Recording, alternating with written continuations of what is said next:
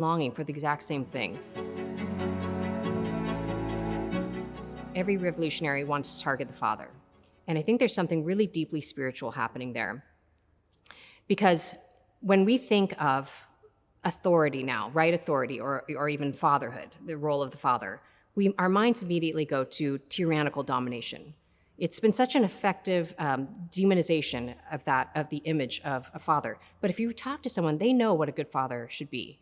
They know, even if they didn't experience it, they know that a good father is not there to control them, but actually to empower them to lead their lives independently.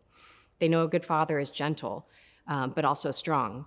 And I think we have so corrupted the image of the father in a way to corrupt our understanding of who God is, because God is the father. And he's not a father because he's like a human father. Human fathers are more fatherly insofar as they're more like him. And that fatherhood really is a window into who God is.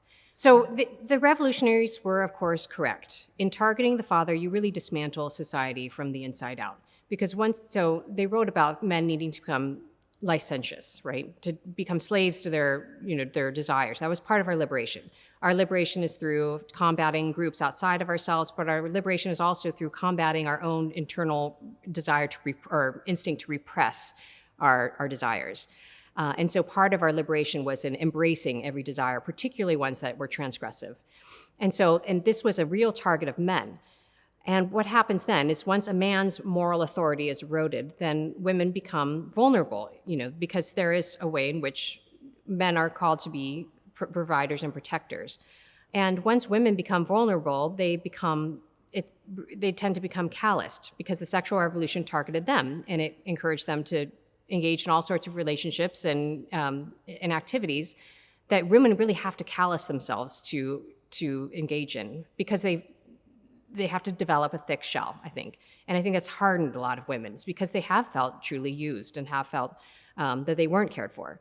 And the deeper part of what's happening, I think, is that think about how the revolution manipulated this societal pathology.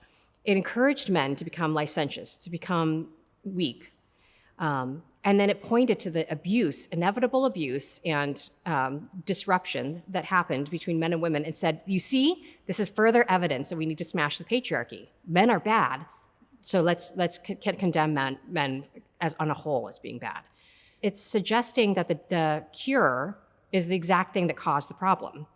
That furthering down on rejecting true masculinity is the way that we're going to get out of this hole of having eradicated what real masculinity is. St. Thomas Aquinas says that to be emasculated is to be a slave to pleasure to the point where you're no longer willing to suffer. To be a real man, there is some connection between suffering and true masculinity that society needs and families need.